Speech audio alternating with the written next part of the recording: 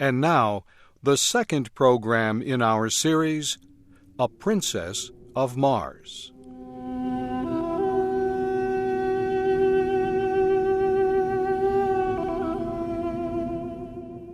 The creature with the spear was huge.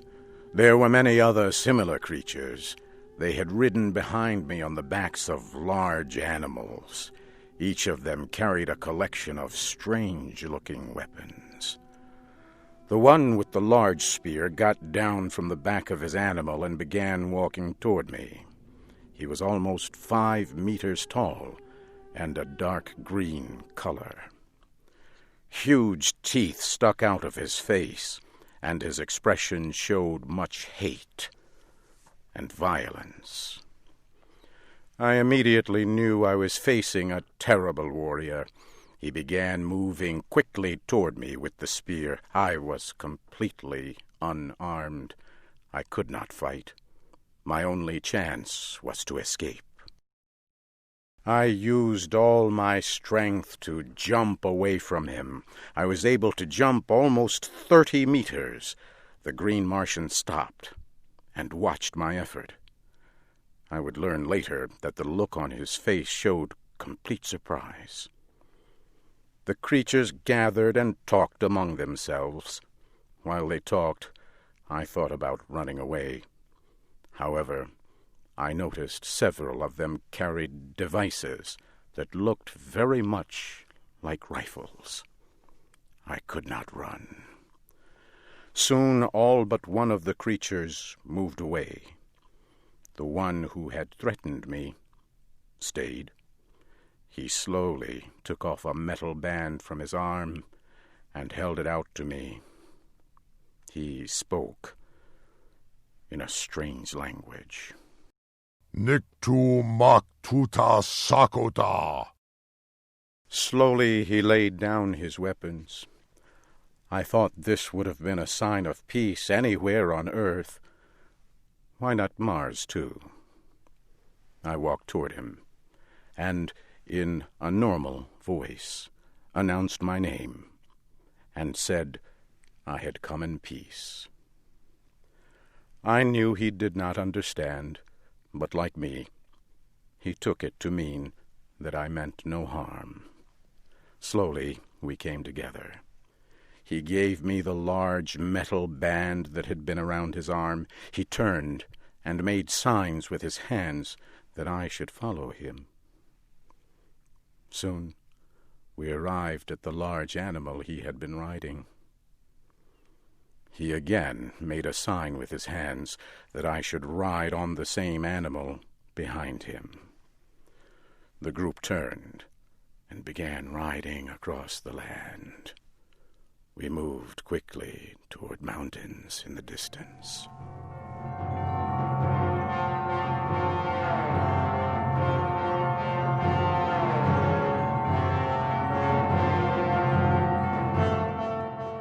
The large animals we rode moved quickly across the land.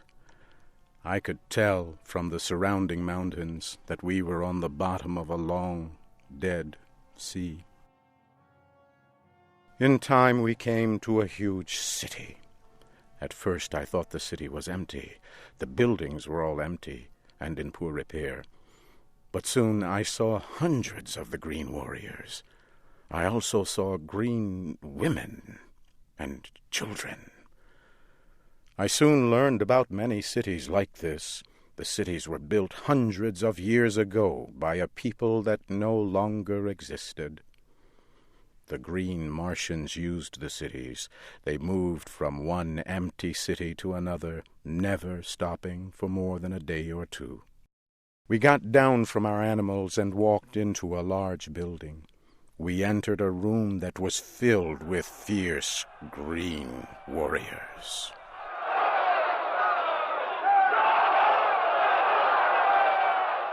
It was not difficult to tell that these were the leaders of the Green Martians. One of them took hold of my arm. He shook me and lifted me off the ground.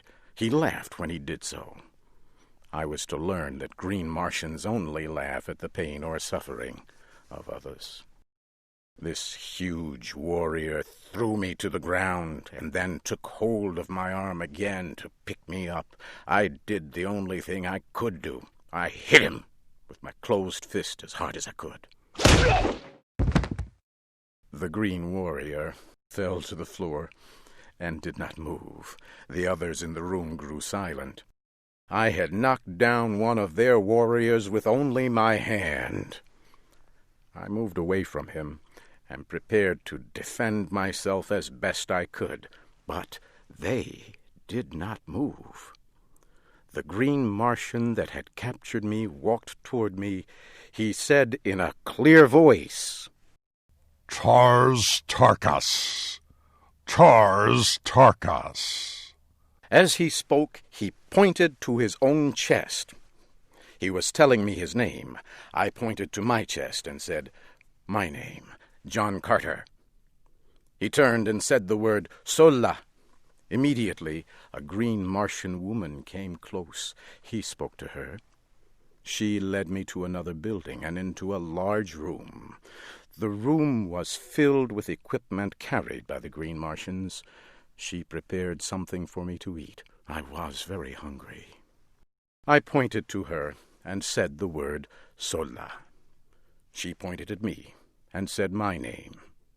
It was a beginning. Sola was my guard. She also became my teacher. In time, she would become a close and valued friend.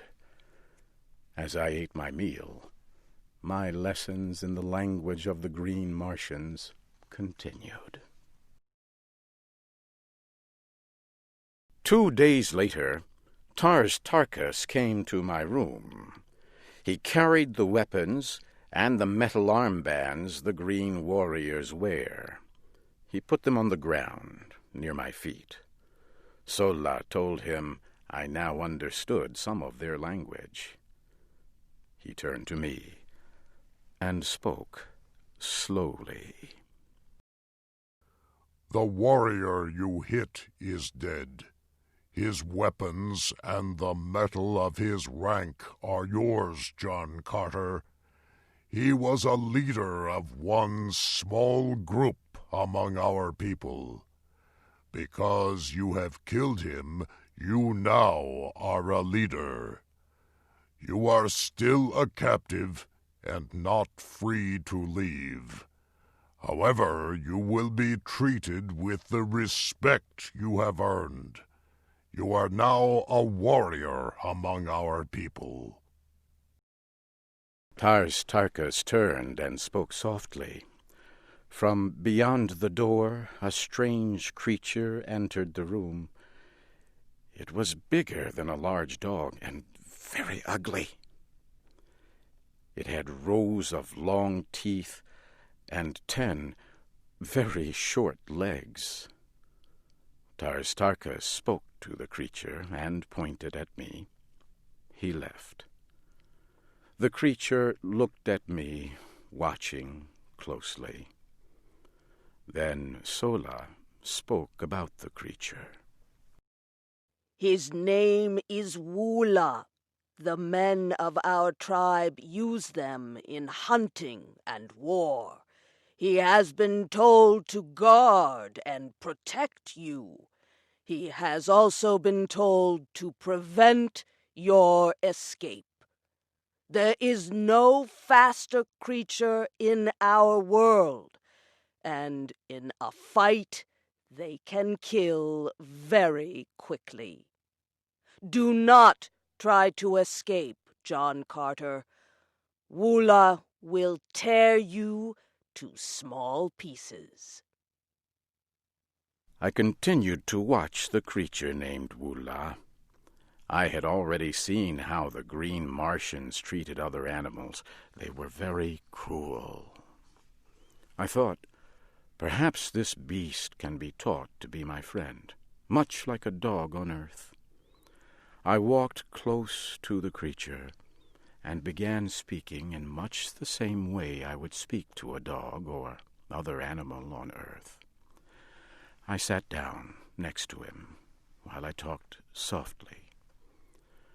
At first he seemed confused. I believe the creature Wula had never heard a kind word. In the next several days I gained the trust and friendship of Wula. In a few short days, Wula was my friend and fierce protector. He would remain my loyal friend as long as I was on Mars. Several days later, Sola came to me with a look of great concern. John Carter, come with me. A great battle is about to take place. An enemy is coming near this city. We must prepare to fight, and we must be ready to flee. Sola, what enemy is this? A race of red men who travel our world in flying machines. A great number of their machines have come over the far mountain. Take your weapons with you, and hurry. I collected my sword and a spear. I hurried out of the building and joined a group of warriors moving toward the end of the city. Far in the distance, I could see the airships. They were firing large guns at the Green Warriors. I heard huge explosions. The Green Warriors were firing back with their deadly rifles. The air was filled with the sound of violent battle.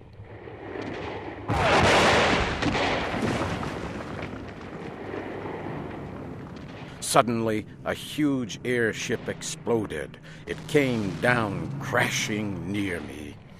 Red Martians were falling from the side of the huge ship, and then it exploded again.